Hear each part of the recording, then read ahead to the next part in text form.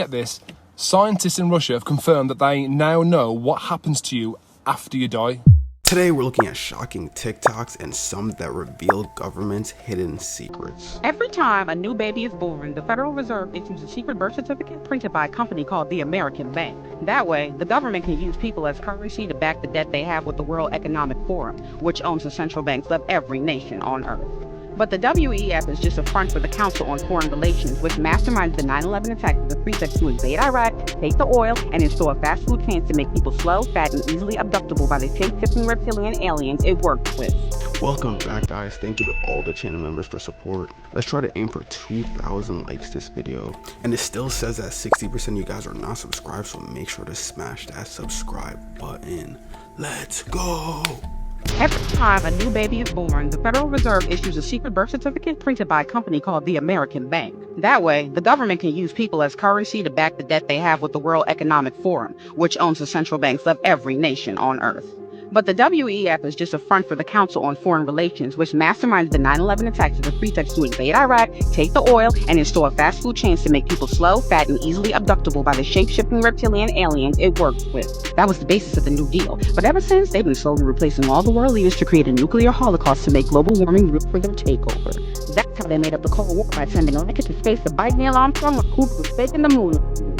Now they're using satellite waves, chemtrails, and measles vaccines as mind control, and fluoride in the water to keep people's gold fillings intact so they can be sent back to, you guessed it, the Federal Reserve, where all the gold and birth certificates are stored by the real puppet master, the world monarch, who is himself only the servant of the all-seeing eye who controls everything in the world. Yeah, that's crazy. Honestly, I would not doubt that theory. I feel like that's a very interesting theory. But at the same time, today I literally saw this video based off of them saying something about Neil Armstrong. I'm about to put it in right now. I'm going to step off the left now.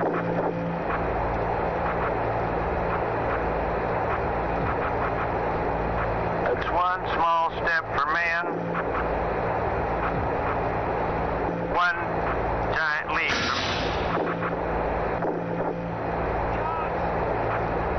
So, I guess you want to do it again. Okay.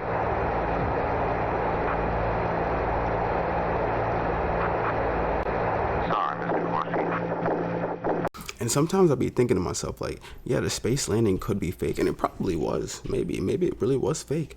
But like, how would 400,000 people or all those people in that area just not like come out with it eventually, right? Like, how would they not like slip up and say something? They're called top 3 worst torture methods. The last one is insane. Number 3, the sweetest drink. Sounds like some nice, refreshing hot tea, right? Well, it wasn't. Peasants were forced to drink a mixture of poo and pee and other foul things that was found that day in order to get them to pay their taxes. Yeah, the IRS was something else back then. Number 2, the brazen bull. This was a method used in ancient Greece. They would place you in an iron bull that was roasted from the bottom, while the head of the bull was designed in such a way that your screams would come out and sound like a real bull. Before we get to the last one, imagine this. You're about to be put into a brazen bull, but your third act bursts into the room to come and save you. Let me know who it is and if you're doomed or saved. Number 1, rat torture. This was used in medieval Europe. The victims would be tied to a table and have a metal cage filled with starved rats placed on their abdomen. The cage was then heated by a flaming stick, causing the rats to panic. They would desperately try to find a way to escape, the softest place to dig through being your abdomen. They would quickly bite through the stomach, causing unbearable agony, and the victim would not survive. This is why rat torture was one of the— Hi, ladies and gentlemen, this is one you do not want to miss. This is breaking news. California health experts are warning, please watch what you eat as far as seafood. If you consume this, you might die or even be in a coma, so listen up. It says here, the California Department of Public Health has issued a quarantine for all recreationally harvested mussels for the entire coastline from May 1st through October 31st. A separate advisory also includes clams, scallops, oysters in Santa Barbara, Los Angeles, Orange, and San Diego counties. The warnings do not affect commercially sold shellfish from certified sources with health officials. Sorry, I had to go back there for that last word. But this is essentially, there is this very toxic algae out that is infecting not just shellfish, but it has killed sea lions, it has killed whales, it has killed essentially most sea life is being impacted by this in one way or another. If they're not dying, they're getting sick, or something's happening. So you definitely want to be careful with it. So for whatever reason you do consume it, it says here, early symptoms of shellfish poisoning include tingling of the lips and tongue, which may begin within minutes to a few hours after eating toxic shellfish. The CDPH said in its warning, these symptoms are typically followed by a loss of balance, lack of muscular coordination, slurred speech, and difficulty swallowing. Milder symptoms of shellfish poisoning include vomiting, diarrhea, and headaches. In severe cases, people can become paralyzed and die from asphyxiation. So again, this is due to a toxic algae that they are warning against, that the sea life is consuming. And so you just want to make sure that, you're getting properly sourced, that it is being FDA approved, etc. So maybe steer clear from it till at least October. But yeah, man, and please share this with people, especially if you're in California. Dude, we need to be looking out for each other, right? Like, hey, especially if you're a big shellfish kind of guy. I'm into oysters. I'm into clams. I love that stuff. But yeah, just be careful out there, folks. Have you guys seen this? I mean, it's like literally something right out of the movie Get Out. When you see some of these text messages, let me just show you. So an interracial couple went out on a date for the first time in Mississippi, and these are the text messages that followed. She said, I definitely enjoyed our night out, but I don't think my parents can find out about us. He said, same here, and why? She said, they despise black guys. My last black boyfriend, let's just say it didn't go well. They literally set him up to be put in jail for life for something he didn't even do. Google blank Wellington. I really like you, but I don't want anything to happen to you. He said, I like you too, and yeah, that's crazy. I went to school with him. Maybe if you sat them down and had a conversation with them, they'll loosen up. Think they would be down for dinner? She said, I'll ask because I really like you and I will not lose you. He said, I don't want to lose you either. She said they're down to meet up this evening and he agreed. Here's a screenshot he shared meeting her parents who are actually brain surgeons. He then snuck into her room and found these messages on her phone between her and her mom. Her mom said he seems well put together, but it's something about him me and Jeff don't approve of. He seems like he would be good around the house for things we need, but not for a relationship. Try to convince him to start working for us, and once we take a trip to the mountains this summer, well, you know the rest. Mom, I really like him. Can I at least keep him? He's very sweet. Not at all. Dating a black guy in the South, especially Mississippi, is not recommended. Do as you're instructed, please. You'll find someone better. Okay, I'll let him know that Jeff is hiring for work around the house and that we will go from there. By the way, he thinks y'all are really nice people. Good. We need him to continue thinking that. He then said he just left and this is why he will never date outside of his race, and she still doesn't know that he saw those messages. Let me know what you guys think about this, and as always, I'll keep you guys updated. Yo, that sounds like something from Get Out. Like, I don't know if you guys have ever seen Get Out. It's a really, really good movie. I liked it. Probably like, you know what I'm saying, top 5 for sure. If you guys haven't seen Get Out, definitely check it out because it definitely reminds me of that. And the fact that her parents are also brain surgeons, definitely giving Get Out vibes. In 1945, a farmer was slaughtering chickens by chopping of their head. But one chicken named Mike stayed alive because part of his brain was still there. Mike could still walk and peck, which amazed everyone. The farmer fed Mike with an eyedropper, giving him water and small grains of corn. Sadly, after 2 years, Mike choked on a piece of corn and died. A disturbing act on the one train has police asking for your help. We want you to take a second and look at your screen. Police say the man on your screen is wanted in connection to another man on the northbound one train. This happened this past Saturday at 4 o'clock in the morning. Police say this guy demanded money from a 27-year-old man sitting on the train after making some sexual comments. Then investigators say while the train approached the Christopher Street subway station, the suspect forced the victim to perform a lewd act, then got off the train. According to the NYPD crime stats, overall transit crime citywide is up by 25% compared to the same time last year. At the start of the year, Governor Hochul pledged to increase the presence of the NYPD on subways, including placing 2 officers on each train. Now the NYPD is asking if you know who this man is, call police or your local precinct. In the West Village, in Kalorama, Pix 11. What happened? What happened? What happened on the train? Huh? What happened on the train? Got me, G. Why were you snapping your fingers? I'm from Mom's house. You snipping. What did you have to say to the victim? What did you have to say to the victim?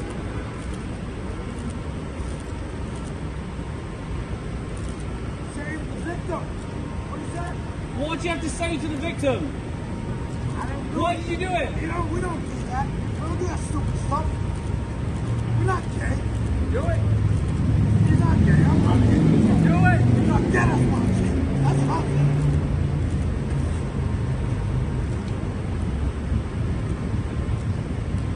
It's quite interesting he would say that when there's literally like a camera that shows everything. He said, I didn't do it. It just caught me on camera live, 4K. I didn't do it. Everything's gonna be okay. However, next week, sometime between May 7th and 13th, a spacecraft that has been orbiting Earth for over 50 years is going to hit Earth.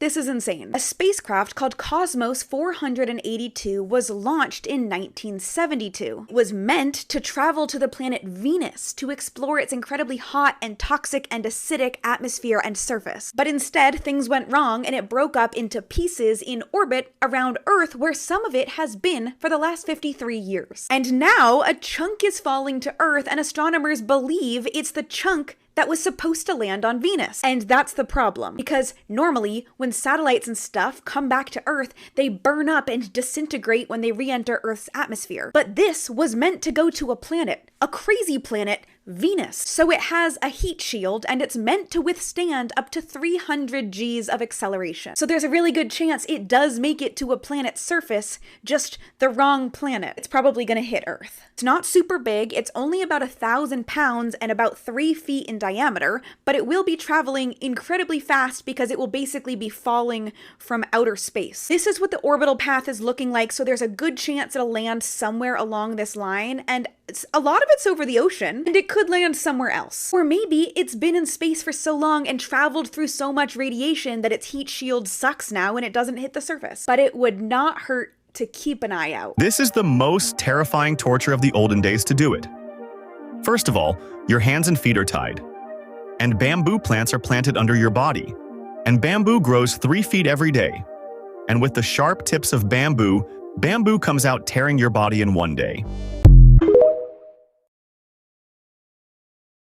During World War II, on the battlefield, a bullet struck a nurse in the abdomen as she was tending to wounded soldiers. Fortunately, the bullet simply passed through her body without causing fatal harm. However, what happened next was beyond explanation. A few months later, the nurse gave birth to a healthy baby boy, despite never having been intimate with any man. It turned out that before hitting her, the bullet had first struck a soldier in the groin. Carrying sperm, the bullet then passed through the nurse's abdomen and, in an almost miraculous twist of fate, somehow fertilized one of her eggs, leading to her pregnancy. The entire incident seemed too incredible to believe. But if that sounds unbelievable, history has recorded an even stranger event. In the year 1184, a group of nobles gathered on the 3rd floor of a castle for a grand banquet. As the festivities were underway, the floor suddenly collapsed, sending dozens of nobles and servants crashing down to the 2nd floor. But the impact was too much. The 2nd floor gave way as well, causing them to plummet further down into a massive cesspit below. Tragically,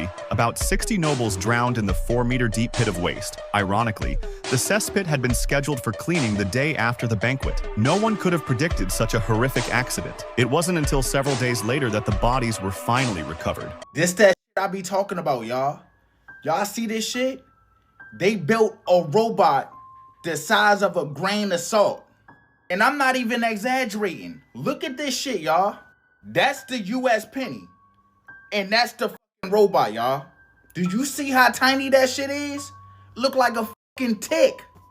It's the world's smallest remote control robot at 0.02 inches, y'all. And the crazy part is, it don't use batteries to move. They move the junk with a laser, y'all. Imagine something this small being a robot that don't need batteries and they can move it with a laser. Now they say they're using this for medicine. They're using it in the hospital, in the medical field. Now the question is, do you really think they only use this for medicine, for the hospital? They can make this junk walk, crawl, go flat. Like, come on now. If it can do all the movements, what else can it do? What, spy on you? Track you? Inject you? I'm just saying. I thought shit like this was only on movies, but now we're seeing it. It's in real life. So you gotta start thinking, things that we see on movies, a lot of the times, it's either here or it's real. And they just don't show us until they want us to know. So they say this been around since 2022. But we're just hearing about it in 2025.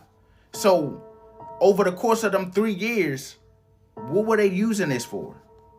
Drop a they already watching us in the comments if you feel what I'm saying. Because if these things been around, they probably been on us, in our house, on our clothes, in your ear, in your body. You never know. I've heard that they've been working on technology that can go inside your bodies, open up your arteries, and like generally help you have better health if you're like suffering and stuff like that. So maybe that's what that's for. I hope that's what that's for. So this woman wants to unalive her somewhat famous husband so that she can be with someone much worse. Now the woman's name is Victoria, and she's around 30 years old, and she's living in Nevada, and one day she meets someone kind of famous. This guy, Aaron. And Aaron's around 45, and he's one of the hosts of this TV show, Ghost Adventures, where they go around to different haunted places looking for paranormal activity. And so Victoria meets Aaron, and she thinks he's kind of fine. And soon enough, they start dating, and they fall in love, and eventually they get married. And they have their wedding at the Haunted Mansion in Disneyland because, you know, ghosts. But anyway, things are going great for them. They're in love, Aaron is on a successful TV show, and it doesn't seem like anything could screw this up. Until a few years go by, and for some reason, though they haven't been married that long, Victoria starts feeling lonely. Maybe it's because Aaron's off filming his show all the time, or maybe it's because she's jealous of the attention he gets and she doesn't. I mean, I'm speculating here. We don't really know why she's lonely. But Victoria starts becoming unhappy. The thing is, it seems like Aaron doesn't really know that she's feeling this way. I mean, maybe she's just not communicating this with him. But one day in 2024, everything changes because she's watching this true crime docuseries. A docuseries about this guy, Grant. Grant is 35 and he's actually in prison right now. Why is Grant in prison? Well, if you remember, about a month back, we actually covered Grant's story. And if you don't remember him, let me remind you of what he did. One day in 2019, he comes across a cam girl site and he starts watching this cam girl. Her name's Sylvie. And Grant thinks Sylvie is fine, and he starts donating money to her. And over time, he becomes obsessed with her, and he starts stealing money from his family members to donate to her. In fact, little by little, he steals over $200,000 from his family, and he just donates it all to Sylvie. And his family becomes desperate to get him to stop talking to her, so they end up taking his phone away. And in retaliation for taking his phone away, he gets a pew-pew and he unalives his mom, his dad, and his brother. So for that, he gets convicted and he gets life in prison, which he is currently serving. Here's the crazy thing though. Prison hasn't actually stopped Grant from being obsessed with women.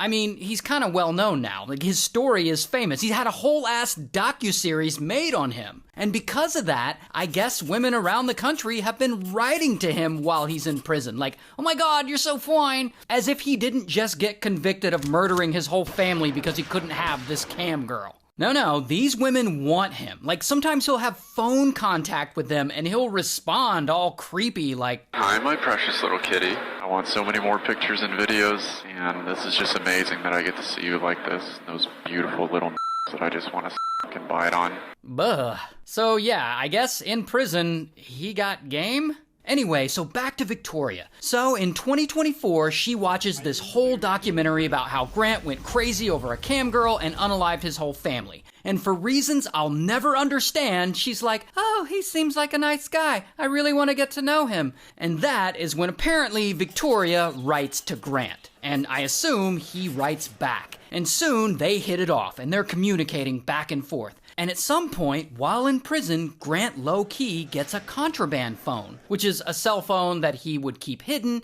because prisoners are not supposed to have cell phones. So he gets this phone, and he and Victoria start texting one another. And I guess over time, they really start liking each other, and they fall in love. Now keep in mind, she's still married to Aaron. So now she's having like a full-blown emotional affair. And she starts texting Grant about how she wants out of her marriage and how how she'd rather have a life with him, while poor Aaron, who from the reporting I've read is universally described as a nice guy and a big teddy bear. This guy has no idea any of this is going on. He apparently believes nothing is wrong with his marriage to Victoria and that everything is going great, because while Victoria is around Aaron, she's pretending that it is. Now, this is where things get really messed up. So Victoria and Grant are texting back and forth all the time, and they allegedly come up with a plan to get rid of Aaron for good. They decide to hire a hitman to take Aaron out. And so Grant is apparently all excited and he gets right to work on this plan. And he uses his contraband phone to contact someone he knows on the outside. I guess he just texts this guy and he's like, "Hey, wanna murder someone?" And this person is like, "All right." And through text, Victoria agrees to pay this hitman $11,515, which is a very specific amount. But anyway, boom, they have officially set this plan in motion. Meanwhile, in front of Aaron, Victoria is still pretending everything is fine and that she's happy in this marriage. Like on Instagram, she posts pictures of them together on a plane, while he's still oblivious. Like on their wedding anniversary, he posts a picture of their wedding saying, "2 years ago today, I got to marry my best friend. I'm so lucky to have you in my life." While at the same time, she's texting Grant, talking about the hit that they're about to pull off and saying things like, "I'm so anxious, Lolo. I just can't believe it's happening." And then she asks, "Am I a bad person?" While Grant's like, "Of course not, baby. Why would you think that?" And she's like, "Because I chose to end his existence, not divorce." And by the way, I didn't make these texts up. These are word for word what they texted each other. Anyway, so the date of the hit approaches, and Victoria and Grant and this hitman all make their preparations. And they allegedly tell the hitman they want Aaron to be unalived while he's out of state, while he's on location filming Ghost Adventures in California. Then Victoria texts Grant Aaron's schedule and his shooting locations, the make of his car, a picture of him. She's also able to give away his exact location with the Find My app. And so Grant sends all this information to the hitman. So now the hitman has everything he needs to get the job done. Then Grant allegedly texts that Aaron's asleep right now in the hotel room, signaling the hitman that he should move forward. Then Grant waits, and he waits, and he waits. And he's not sure if Hitman did the job or not. So he texts him, "Can I get an update? Was it done?" And that is when everything falls apart. Because suddenly, boom, correctional officers at the prison bust Grant for having a phone that he's not supposed to have, and they take it away from him. And as of now, we don't know what happened to Hitman. We just don't have that information yet. But Aaron is still alive, thank goodness. So the hit didn't work. But now Victoria can't communicate with Grant because he doesn't have his phone. So she doesn't know what the hell happened or what's going on. So she just goes on about her life and keeps pretending like her marriage is fine. For months, she's posting on her Instagram, like her and Aaron on Valentine's Day, mini golf with my Valentine. She's posting about the Lego set she built for him. She posts this picture with their cat, cuddle puddle with my boys. See, that's Aaron's leg, that's her leg, and that's his hand on her leg. So to the outside world, everything seems to be going fine for them. So this goes on for several months, and this whole time, prison admin has Grant's contraband phone. And eventually, they start going through it. And that is when they see all these texts between him and Victoria talking about hiring a hitman to unalive her husband. And so, bam, police go and they arrest her. And I don't have a mugshot, but here's a picture of her in real life. Also, just reminding you that she hasn't been convicted of any of this, so all of this is technically alleged. Meanwhile, we're all glad that Aaron is okay, and I've read that since then, he has filed for divorce. So, good for him. Dude, that is wild. I don't know what it is with the female obsession with killers. I feel like once a dude commits a violent act and he's not super ugly, he just gets female attention. I feel like it's just the human urge for females to naturally just like a guy that just has that ruthlessness in them, which is weird because he didn't even kill anyone that's deserving. He killed his family, so that's a little bit... Why would you want to have family with someone that killed their family? If you're a woman watching this video right now, let me know your thoughts about that weird obsession where you guys just like killers. A woman picked up a wad of cash by the roadside, but what happened next left her with lifelong regret. A white car deliberately threw a bundle of money onto the street, which happened to be spotted by a child who quickly told his mother, "Mom, look, there's money on the ground." The woman glanced around, saw no one nearby, and picked up the cash. She even counted it and said excitedly, "I've struck it rich," but the very next second, she collapsed to the ground. The white car that had dropped the money earlier returned. A man and a woman stepped out, grabbed the child, and put him into the car, then stuffed the unconscious woman into the trunk. The vehicle then disappeared into the night. Late at night, two reckless young men, unable to afford internet access, developed a sinister idea. They decided to commit a robbery. They hid in the shadows, waiting. Soon, a man passed by, and the two sprang into action. To their surprise, the man calmly handed over his wallet without resistance. But the two weren't satisfied. They also wanted the briefcase the man was holding. The man refused to let go, clinging tightly to it. In the struggle that followed, he was tragically killed. What the two fools didn't know was that the man they had just murdered was Zhong Bingcheng. Yeah, so I just did a little bit of research, and apparently he was just like a pharmaceutical doctor. I don't think he necessarily was like an Elon Musk or something like that, but he was just like a famous doctor in the area. The most determined human fighter would stand no chance against a gorilla, a bear, or even a kangaroo. And many smaller creatures could defeat a human without ever having to engage in a fight. Compared to other animals, humans have remarkably poor senses. We cannot see far. We are blind at night. We cannot perceive ultraviolet or infrared light. We are deaf to ultrasounds. We cannot sense electric fields or feel the pull of the Earth's magnetic field. When we measure human abilities against the other inhabitants of this planet, there are few, very few, categories in which we would ever win a place on the podium of life. In truth, compared to the endless variety of species that surround us, human physical performance seems painfully insignificant.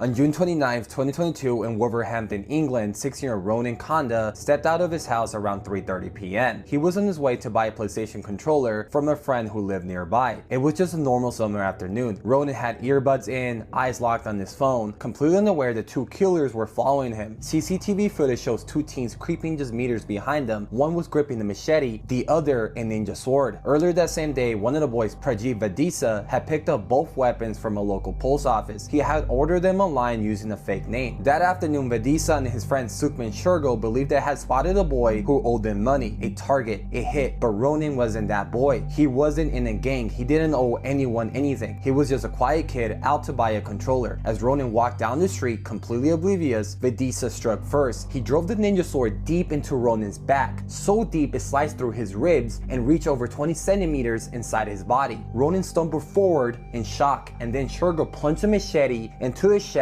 slicing near his heart. They didn't say a word, no warning, no threats, just violence, and then silence. As Ronan collapsed on the sidewalk, the two attackers sprinted away, dumping the weapons and their bloodstained clothes down nearby drains. When paramedics arrived, Ronan was barely clinging to life. He had suffered a 17-centimeter chest wound and collapsed just feet away from his front door. He died where he fell. The most horrifying part, they had killed the wrong person. The boy they were looking for lived at the same address, just in a different unit. In court, the judge called it a tragic case of mistaken identity. Both attackers were convicted. Vadesa was sentenced to life in prison with a minimum of 18 years. Shergill was sentenced to 16 years minimum. And Ronan, he was described as kind, intelligent, and funny. He dreamed of being an engineer, but in a split second, he was gone. Killed in daylight for a crime he had nothing to do with. If you guys want to watch more true crime stories like this, then like and follow.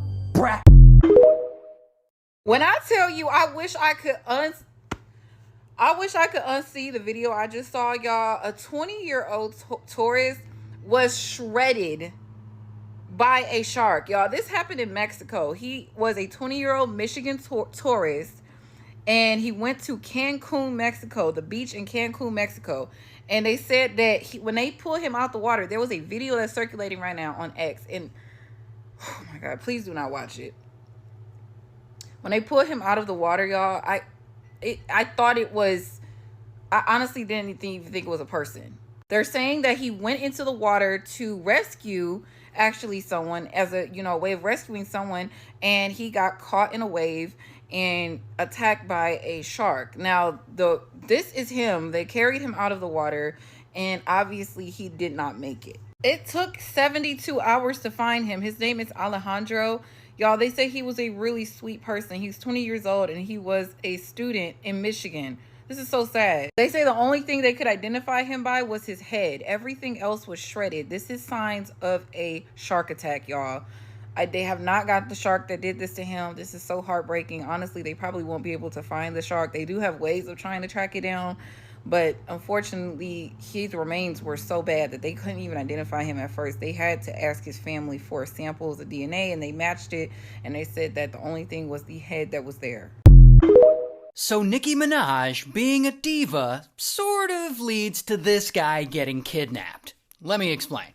So it all starts with this guy, 6ixI9, and he's a rapper, and we've talked about him before, but this is a different story. So one day in 2017, he films a music video and puts a bunch of local gang members in it, because he thinks it'll give him street cred. And during the shoot, he meets this guy, Harv, and this other guy, Shotty. So Harv and Shotty are both high-ranking members of this gang, 9 Trey Gangsta Bloods. And these guys recruit 6ixI9 into their gang for real. And they do a lot for him. They give him protection, they beat up rivals for him, but most importantly, they give him the street cred that he needs. And partly because of this street cred, 6ixI9's career blows the fuck up. Now, in exchange for all the work they're doing for him, 6ixI9 pays them and the gang with the money he's bringing in from his music videos. So over time, 6 and Shotty become best friends. They're like hanging out and they're working together all the time. However, it isn't the same with Harv. Harv is a little suspicious of 6. He thinks he's not a real gangster. Partly because when they go commit gang crimes together, like various robberies and assaults and shootings, 6ixI9 just mostly stays in the car and films the others. But whatever. Time moves on and 6 continues to blow up and become more and more famous. And suddenly, a bit of tension starts to build between 6 and the others. I mean, he's becoming a celebrity, and it seems like maybe Harv and Shotty are jealous of all this money he's making off the street cred that they gave him. Not only that, these two are jealous of each other, and over time, they start arguing and fighting over who's gonna control 6's career and get the most money from it. So eventually, bam, Harv and Shotty split, and poor 6ixI9 has to choose who to side with. So naturally, he sides with his old friend, Shotty. But then, one day, in 2018, shit gets really crazy, because 6 collaborates with another rapper, Nicki Minaj, and they film a music video together. And on the day the music video is about to premiere, it's 4 a.m., and 6 is at a local strip club. Because, of course he is. Now, Nicki, she's kind of a diva. Well, maybe she's not a diva in this case, but she's a perfectionist, and she wants this music video of her to be perfect. And so she's watching a cut of it, and she just doesn't really like what she sees. So she texts 6, and she's like, I don't like some of the things in our video. I need you to re-edit it before it comes out. And so 6 leaves the strip club early, and he gets in his car because he's got to go fix this video. And soon enough, his driver is driving him over to his editor's house. And suddenly, pow, a car slams into them from the back. And 2 guys in hoodies get out of that car. And one has a big-ass pew-pew. And they run up to 6's door, and they open it, and they say, give me everything. Give me everything. Get out. Get out. Get out. Get in the car. Get in the car. And 6, he recognizes one of the guys robbing him. It's Harv. And Harv tells him, get in my car or I'll shoot you. And 6, he doesn't want to get shot, so he gets in the car, in the back seat. And there's another goon in there holding a pew-pew up to him. And then Harv gets in and the car speeds away. Minutes later, they stop at an empty street. And Harv grabs 6 and he drags him out of the car by his rainbow-colored hair. And he starts recording him saying, say you're not a gangster! Say you're not a gangster! And then, pow, he punches 6 in the face over and over again. And then boom, he pistol whips him. And 6 knows these guys are about to unalive him, so he starts begging. I'll give you whatever you want. I got jewelry at home. I'll give you jewelry if you just let me go. And Harv hears this and he's like, alright. So they all get back in the car and they start driving to Six's place to get the jewelry. And strangely, Harv knows where Six lives, even though Six never gave him his address. But anyway, Six calls his baby mama at home, who we'll just call Baby Mama. So Six calls her and he says, I need you to wrap up all my jewelry and come downstairs. And she's like, why? What's going on? And he's like, just do it. And so they pull up to the house and Baby Mama comes downstairs with a bag full of jewelry. It's got a Rolex and a bunch of rings and chains in it, and specifically, it has Six's My Little Pony chain, which is worth around $365,000. And Harv, he grabs the bag from her and he gets back in the car. Now at this point, Six is thinking, okay, he got the jewelry, now he's gonna let me go. I'm gonna be okay, everything is gonna be fine. Until everything is not gonna be fine, because Harv doesn't let him go. Instead, bam, he slams on the gas and skirt, the car speeds away. And Six is thinking, oh, I am fucked, these guys are definitely gonna unalive me. Minutes later, they park on a back street, and Harv, the goon, and Six, they all get out. And Harv, he's still got that pew-pew. And he says, come here, Six, let me tell you something. And Six knows what that means. It means he's about to die. So he does the only thing he can do. Bam, he breaks out and he runs as fast as he can. And he makes a sharp turn and then he sprints toward a different street. Then he sees a random car stopped with somebody in it. And so boom, he jumps inside. And the owner of that car is just some random guy. And he starts screaming at him like, hey, get out of my car. And Six is like, shut up or I'm gonna die. Please, just drive away. And eventually, I guess the guy starts to believe him and he drives away.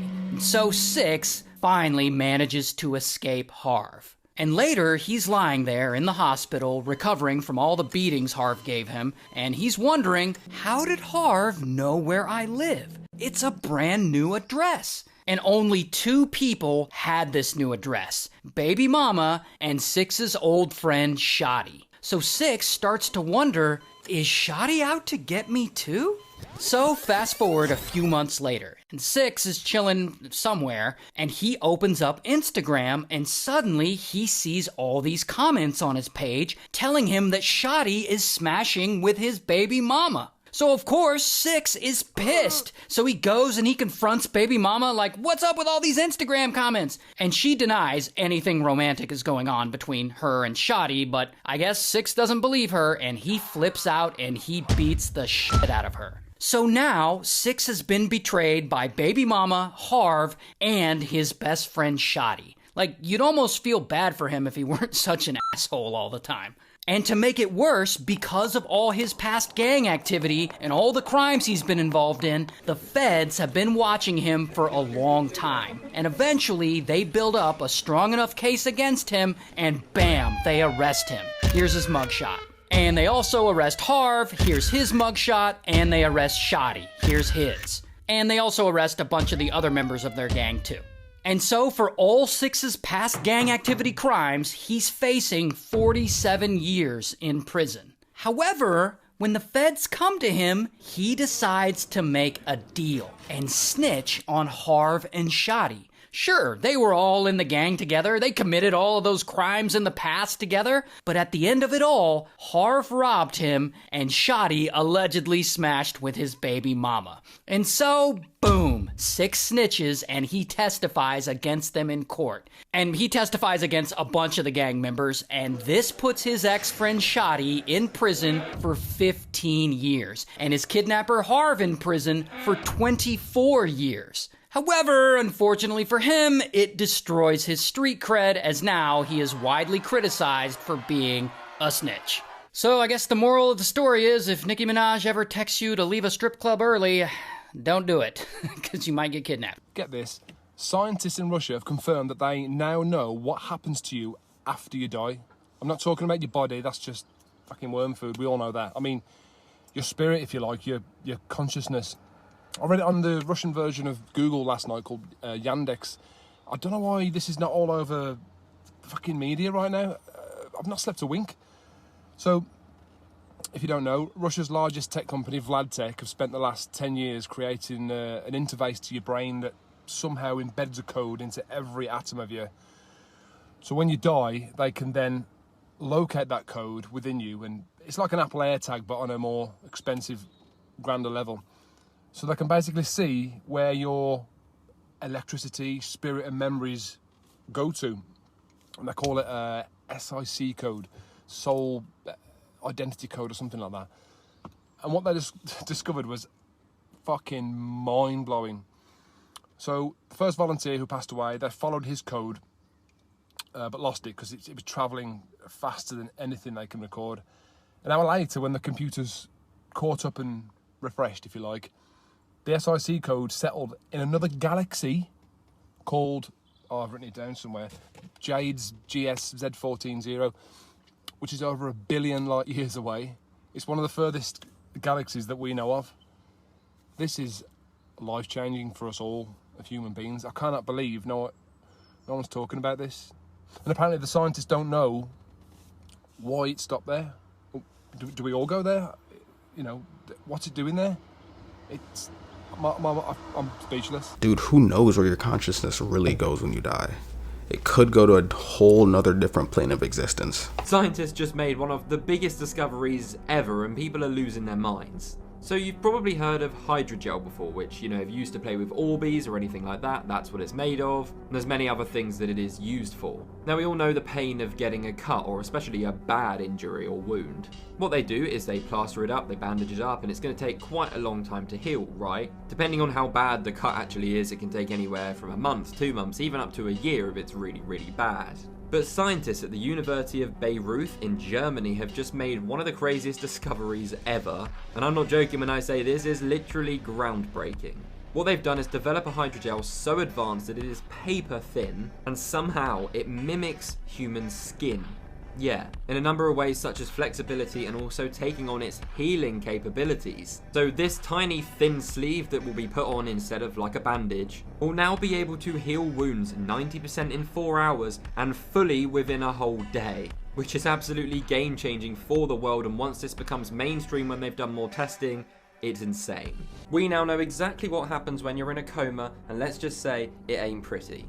This is probably one of the worst things that could ever happen to you in your life. And this doesn't just happen to people in comas. I mean, let me explain. First of all, we all know what a coma is. Sometimes people get put in them medically, sometimes you just end up in one. Often comas are quite short, but sometimes they go on for years and years and years. You're literally being fed while you're asleep. But one big question people have had for a long time is, what actually happens when you're in a coma? Like, do you dream? Does it actually feel as long as it's been? Or does it just feel like you've gone to sleep, woken up in the morning, but it's 5 years later? There's been a lot of Reddit threads and talk online about this recently, and this is mental. Interviews done with around 10 different people who were in long-term comas had completely different opinions. Around 3 of the people had said that it was just nothing. They just went to sleep, woke up, it kind of felt longish, but then they were just back. 4 people said that they were watching a dream, but it went quite quick and then they woke up. One person mentioned having locked-in syndrome, but no one realised they had it. So they could see, feel, hear everything for 3 years, but no one knew. But then you get to the 2 other people. Take a listen to this. These 2 men had said that they didn't even remember going into a coma until they woke up. They were in a car crash, and then they remember being in hospital, waking up, getting out of the bed and going and living their lives. One man actually said that he had his dream house, dream car, wife, family, kids, a job which was high paying. He was pretty much living his dream life. Until after living his entire life, he woke up in the coma in the bed. He had imagined his entire existence while he was inside of this coma, and a couple of the people on this test said the same thing. There's also been reports of this just happening day to day, not people in comas. People in a car crash passing out, they live an entire life and then they wake up and it's been 5 minutes. The brain is crazy, and we know how insane it is from dreams that we can have that feel extremely real, which is why this sort of stuff actually does happen. Imagine biting into a burger, but instead of chicken, it's made of thousands of mosquitoes. In some parts of Africa, people consume mosquito burgers during the rainy season when massive swarms of mosquitoes appear. They simply wave their frying pans in the air, and the bottom of the pan become covered with mosquitoes. And due to a lack of protein sources in these areas, people of Africa prefer to make mosquito burgers to fulfill their protein requirements.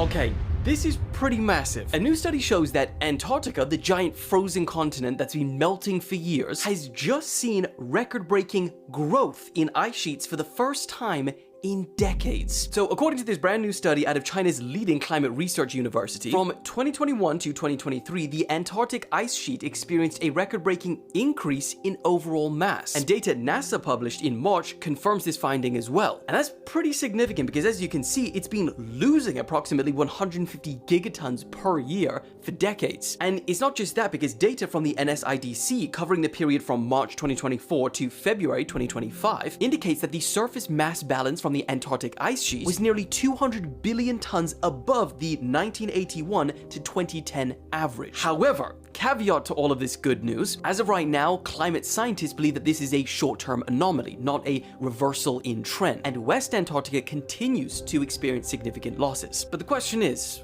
what do you think? Why it sucks to be born as a Justin Bieber. You grow up in poverty without a father, but it turns out you have one talent. You sing on the street, and your mom uploads your videos to the internet. One of them goes viral. At 13, you get signed to a record label and become a global celebrity. Your face is on every billboard. Your songs are everywhere. You have no friends, only bodyguards, managers, and obsessive fans. At 18, you start acting out. Fights, drugs, inappropriate behavior. Your childlike voice disappears, and the world says you're no longer the same Justin. Everyone hates you, even though just a moment ago they treated you like a god. You try to turn your life around, start singing about Jesus and love, but people see you as just another troubled star. You have money, fame, fans, but not a normal life. You realize. I like how he started. It was like, this is what you'd be like if you were a Justin Bieber.